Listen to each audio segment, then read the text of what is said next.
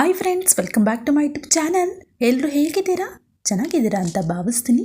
ಇವತ್ತಿನ ಒಂದು ವಿಡಿಯೋದಲ್ಲಿ ಶಿವರಾತ್ರಿಯನ್ನು ಯಾಕೆ ಮಾಡ್ತಾರೆ ಅಂತ ಈ ಒಂದು ವಿಡಿಯೋದಲ್ಲಿ ತಿಳಿಸ್ಕೊಡ್ತೀನಿ.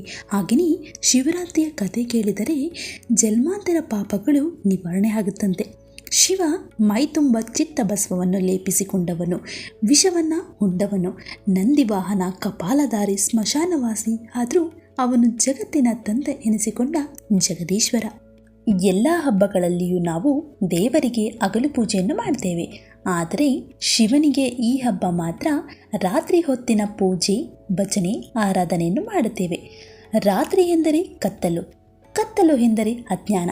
ಈ ಅಜ್ಞಾನವನ್ನು ಕಳೆದು ಸುಜ್ಞಾನ ಬೆಳಗಿಸು ಎಂದು ಶಿವನನ್ನು ಬೇಡುವಂತಹ ಶುಭ ದಿನವೇ ಶಿವರಾತ್ರಿ. ಶಿವರಾತ್ರಿಯನ್ನು ನಾವು ಯಾಕೆ ಆಚರಣೆ ಮಾಡಬೇಕು? ಇದರ ಬಗ್ಗೆ ಹಲವಾರು ಪುರಾಣದ ಕಥೆಗಳಿವೆ. ಆ ಒಂದು ಪುರಾಣ ಕಥೆಗಳಲ್ಲಿ ಇವತ್ತಿನ ಒಂದು ವಿಡಿಯೋದಲ್ಲಿ ಆ ಕಥೆ ಏನು ಅಂತ ತಿಳಿಸ್ಕೊಡ್ತೀನಿ. ಸೊ ವಿಡಿಯೋ ಕೊನೆವರೆಗೂ ನೋಡಿ, ಸ್ಕಿಪ್ ಮಾಡಬೇಡಿ ಅಂತ ಹೇಳ್ತಾ, ಹಾಗೆ ಇನ್ನು ನನ್ನ ಚಾನಲಲ್ಲಿ ಯಾರೆಲ್ಲ ಸಬ್ಸ್ಕ್ರೈಬ್ ಆಗಿಲ್ವೋ ಪ್ಲೀಸ್ ಸಬ್ಸ್ಕ್ರೈಬ್ ಆಗಿ ಅಂತ ಹೇಳ್ತಾ ಬನ್ನಿ ಇವತ್ತಿನ ಒಂದು ವಿಡಿಯೋ ಸ್ಟಾರ್ಟ್ ಮಾಡೋಣ. ಒಮ್ಮೆ ಇಂದ್ರ ತನ್ನ ಐರಾವತನ ಮೇಲೆ ಹೋಗ್ತಿರ್ತಾನೆ. ದುರ್ವಾಸ ಮುನಿಗಳು ಬಂದು ಅವನನ್ನು ಆಶೀರ್ವಾದ ಮಾಡ್ತಾರೆ. ತಮ್ಮ ಕೊರಳಲ್ಲಿದ್ದಂತಹ ಪುಷ್ಪಮಾಲೆಯನ್ನು ದೇವರಾಜನಿಗೆ ಕೊಡ್ತಾರೆ. ಇಂದ್ರ ಏನು ಮಾಡ್ತಾರೆ, ಆ ಒಂದು ಮದ ಅಂದರೆ ಆ ಒಂದು ಹಾರ ಏನು ಕೊಡ್ತಾರಲ್ಲ, ಆ ಒಂದು ಮದದಿಂದ ಐರಾವತನ ಮೇಲೆ ಎಸಿತಾನೆ. ಐರಾವತ ಏನು ಮಾಡ್ತಾನೆ, ಅದನ್ನು ತೆಗೆದು ನೆಲಕ್ಕೆ ಹಾಕಿ ಕಾಲಲ್ಲಿ ಹೊಸಗೆ ಹಾಕ್ತಾನೆ. ದುರ್ವಾಸರು ಮೊದಲೇ ಕೋಪಿಸಿದರು.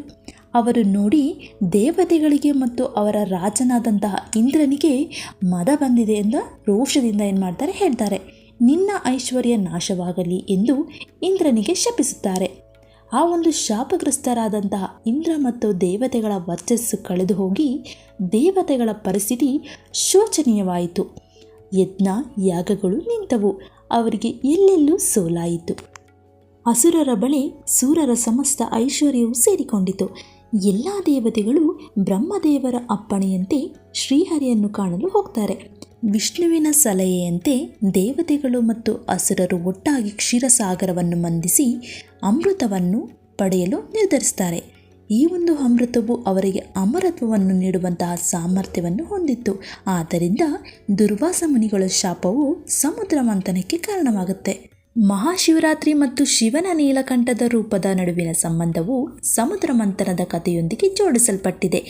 ಅಸುರರು ಮತ್ತು ದೇವತೆಗಳು ಅಮೃತವನ್ನು ಪಡೆಯಲು ಕ್ಷೀರಸಾಗರವನ್ನು ಮಂಥಿಸ್ತಾರೆ. ಆ ಒಂದು ಮಂಥನದ ವೇಳೆ ಹಲವು ಅಮೂಲ್ಯ ವಸ್ತುಗಳು ಹೊರಬೀಳ್ತವೆ. ದೇವತೆಗಳು ಮತ್ತು ಅಸುರರಲ್ಲಿ ಅವುಗಳು ಹಂಚಿಕೆ ಆಗ್ತವೆ. ಒಮ್ಮೆ ಅದರಲ್ಲಿ ಒಂದು ಅತಿಯಾದಂತಹ ಭಯಾನಕ ವಿಷ ಹಾಲ ಏನಾಗುತ್ತೆ, ಹೊರಬರಲಾರಂಭಿಸುತ್ತೆ. ಈ ಒಂದು ತೀವ್ರವಾದ ವಿಷದ ಜ್ವಾಲೆ ತುಂಬ ಪ್ರಬಲವಾಗಿರುತ್ತೆ. ಸೊ ಬ್ರಹ್ಮಾಂಡವೇ ನಾಶವಾಗುವಂತಹ ಸಾಧ್ಯತೆ ಇತ್ತು ಆವಾಗ. ಅದನ್ನು ಹೇಗೆ ನಾವು ನಾಶ ಮಾಡಬೇಕು ಎಂದು ದೇವತೆಗಳೇನು ಮಾಡ್ತಾರೆ, ವಿಷ್ಣುವಿನ ಬಳಿ ಸಹಾಯವನ್ನು ಕೇಳ್ತಾರೆ. ವಿಷ್ಣುವು ಈ ವಿಶ್ವವನ್ನು ಉಳಿಸಲು ಶಿವನೇ ಈ ವಿಷವನ್ನು ತೆಗೆದುಕೊಳ್ಳಬಲ್ಲನು ಎಂದು ಹೇಳ್ತಾನೆ. ದೇವತೆಗಳು ಸಹಾಯಕ್ಕಾಗಿ ಶಿವನಿಗೆ ಶರಣಾಗ್ತಾರೆ. ಶಿವನು ಜಗತ್ತನ್ನು ರಕ್ಷಿಸುವಂತಹ ಹೊಣೆಗಾರಿಕೆಯನ್ನು ತನ್ನದಾಗಿಸಿಕೊಂಡು ಯಾವುದೇ ಅಂಜಿಕೆ ಇಲ್ಲದೆ ವಿಷವನ್ನು ಕುಡಿಯಲು ಮುಂದಾಗ್ತಾನೆ. ಲೋಕ ಕಲ್ಯಾಣಕ್ಕಾಗಿ ಈ ವಿಷವನ್ನು ಶಿವ ಕುಡಿದನು. ಆದರೆ ಆತನ ಪತ್ನಿ ಪಾರ್ವತಿ ಏನು ಮಾಡ್ತಾರೆ, ಗಾಬರಿಗೊಂಡು ಶಿವನು ಅದನ್ನು ಸಂಪೂರ್ಣವಾಗಿ ಒಳಗೆ ನುಂಗಬಾರದು ಎಂದು ಶಿವನ ಕಂಠವನ್ನು ಬಿಗಿಯಾಗಿ ಹಿಡಿದುಕೊಳ್ತಾಳೆ. ಈ ಒಂದು ಕಾರಣಕ್ಕೆ ವಿಷವು ಶಿವನ ಕಂಠದಲ್ಲೇ ಮಾತ್ರ ಉಳಿಯುತ್ತದೆ ಮತ್ತು ಅವನ ಗಂಟಲು ನೀಲವರ್ಣವಾಗಿ ಬದಲಾಯಿತು. ಆದ್ದರಿಂದ ಆತನ ಹೆಸರು ನೀಲಕಂಠ ಅಂತ ಶಿವ ಏನು ಮಾಡ್ತಾನೆ, ಹೆಸರನ್ನು ಪಡ್ಕೊಳ್ತಾನೆ.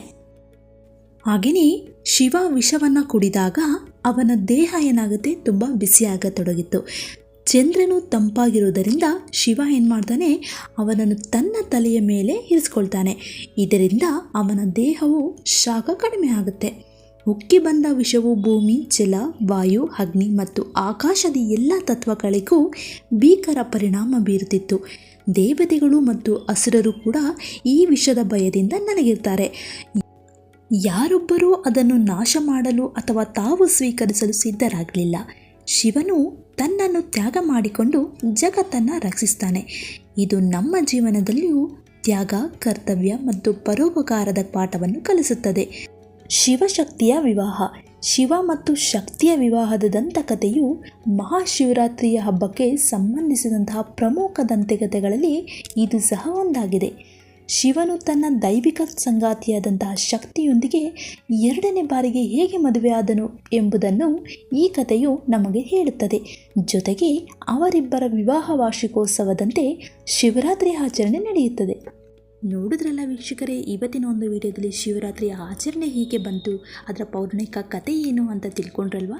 ಲೋಕದ ಹಿತಕ್ಕೆ ವಿಷವನ್ನೇ ಕುಡಿದಂತಹ ಶಿವನ ಬಗ್ಗೆ ಈ ಒಂದು ವಿಡಿಯೋದಲ್ಲಿ ತಿಳಿಸ್ಕೊಟ್ಟಿದ್ದೀನಿ. ಮತ್ತಷ್ಟು ಹೊಸ ಕಥೆಗಳನ್ನು ಮುಂದಿನ ವಿಡಿಯೋದಲ್ಲಿ ತಿಳಿಸ್ಕೊಡ್ತೀನಿ. ನಂದಿ ಕಥೆ, ಬಿಲ್ವಪತ್ರೆ, ಹಾಗೆ ವಿಭೂತಿ ಕಥೆ, ಹಾಗೆಯೇ ಜಾಗರಣೆ ಮತ್ತು ಉಪವಾಸನೆ ಯಾಕೆ ಮಾಡ್ತಾರೆ ಅಂತ ಮುಂದಿನ ವಿಡಿಯೋದಲ್ಲಿ ತಿಳಿಸ್ಕೊಡ್ತೀನಿ. ಇವತ್ತಿನ ಒಂದು ವಿಡಿಯೋ ನಿಮಗೆ ಇಷ್ಟ ಆದರೆ ಪ್ಲೀಸ್ ಲೈಕ್ ಮಾಡಿ, ಶೇರ್ ಮಾಡಿ ಆ್ಯಂಡ್ ಸಬ್ಸ್ಕ್ರೈಬ್ ಮಾಡಿ ಅಂತ ಹೇಳ್ತಾ ಇವತ್ತಿನ ಒಂದು ವಿಡಿಯೋ ಎಂಡ್ ಮಾಡ್ತಾ ಇದ್ದೀನಿ.